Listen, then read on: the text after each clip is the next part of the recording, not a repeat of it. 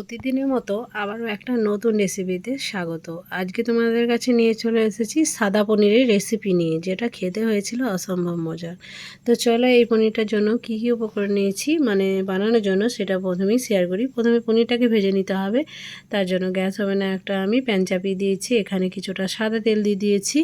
এর মধ্যে দিয়ে দেবো লবণ, যাতে পনিরগুলো লেগে না যায়। আর লবণ দেবে, দেখবে পনিরগুলো কিন্তু লাগবে না কড়াইয়ের মধ্যে। তো খুব সুন্দরভাবে লবণটা দিয়ে দিয়েছি। এরপর আমি তেলটা ভালোভাবে গরম হয়ে গেছে, পনিরটাকে দিয়ে দিলাম। তো বন্ধুরা, ভালোভাবে পনিরটাকে একটু লালচে করে ভেজে নিতে হবে। এইভাবে পনিরের তরকারি যদি বানাও না, তাহলে অন্য কিছু তো লাগবেই না, এক থালা ভাত কিন্তু নিমেষেই শেষ হয়ে যাবে। দারুণই হয় খেতে।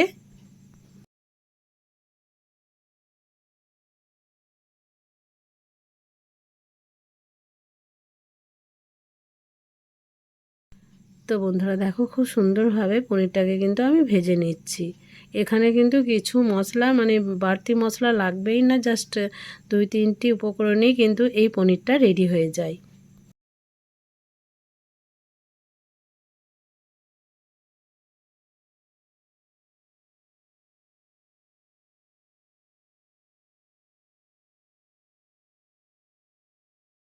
তো বেশ লালচে করে কিন্তু ভাজা আমার হয়ে গেছে।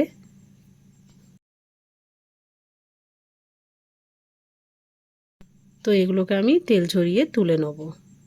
তো এর জন্য একটা মশলা রেডি করে নিতে হবে। তার জন্য দেখো আমি নিয়ে নিয়েছি একটা মিক্সিং জার। এই মিক্সিং জারের মধ্যে দিয়ে দেবো 2টি কাঁচা লঙ্কা, কয়েক টুকরো কাজু, আর নিয়েছি কয়েক টুকরো কাঠবাদাম।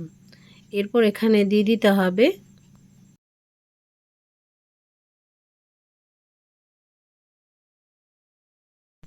কিছুটা পরিমাণ দুধ। তো দুধ দেওয়ার পর খুব সুন্দরভাবে ঢাকনাটা লাগিয়ে আমি এটাকে গ্রাইন্ড করে নিয়ে আসবো। তো দেখো, এটা রেডি হয়ে গেছে। এটা হচ্ছে মশলা। তো গ্যাস ওভেনে কড়াইয়ে আমি আরও কিছুটা পরিমাণ দিয়ে দেবো বাটার। এখানে বাটার দিলে কিন্তু এর টেস্টটা খুবই সুন্দর আসে। আর দিয়ে দিতে হবে 2টি এলাচকে ফাটিয়ে, আর দিয়েছি 2টি দারচিনি। এরপর ভালোভাবে এই বাটারের সঙ্গে মিক্স করে নিতে হবে, মানে ভেজে নিতে হবে। তো ভালোভাবে দেখো এটাকে আমি নেড়ে নিচ্ছি।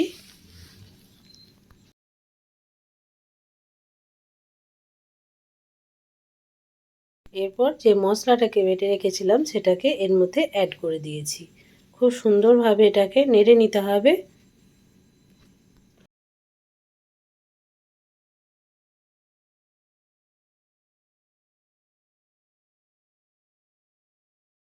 তো এখানে মশলাটাকে কিন্তু একটু ভেজে নিতে হবে। তাই ভালোভাবে এটাকে আমি মিক্স করে নিলাম।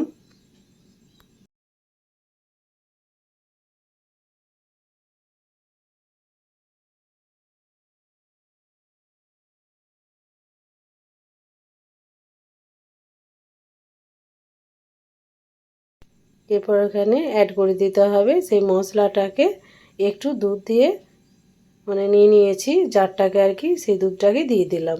এখানে জল কিন্তু দিইনি আমি, এখানে দুধ দিয়েছি।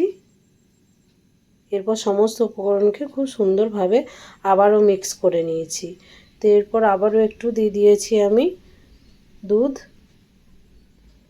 এরপর ভালোভাবে এটাকে ফুটিয়ে নিতে হবে।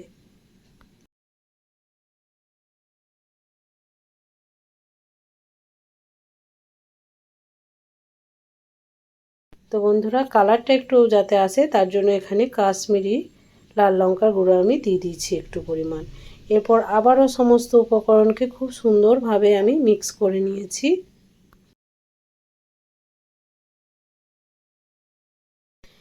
এরপর মশলাটা কিন্তু রেডি হয়ে গেছে। এরপর পনিরটাকে দিয়ে ভালোভাবে ফুটিয়ে নিলে কিন্তু আজকের আমাদের পনিরের তরকারি রেডি হয়ে যাবে।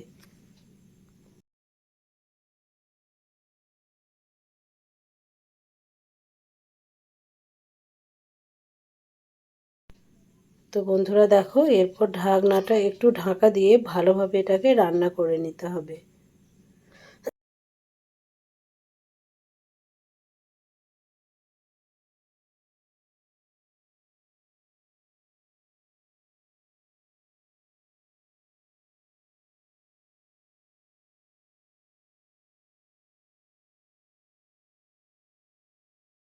তো সবার লাস্টে আমি 2টি কাঁচা লঙ্কাকে ফাটিয়ে দিয়ে দিলাম। এরপর আবারও মিক্স করে নেব।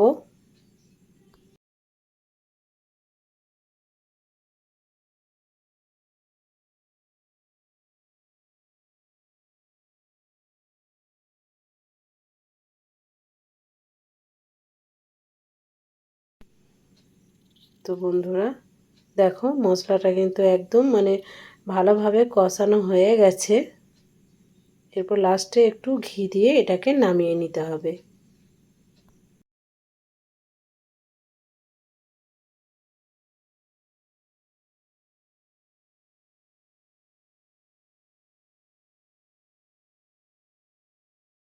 তো বন্ধুরা এরপর আমি এটাকে নামিয়ে নেব। তো রেডি হয়ে গেছে। এটাকে তোমরা ভাত খেতে পারো, দারুণ লাগে। আর এই চটজলদি রেসিপিটা অবশ্যই বাড়িতে বানাবে। তো আজকের ভিডিও এতটুকুই, দেখা হচ্ছে পরবর্তী ভিডিওতে।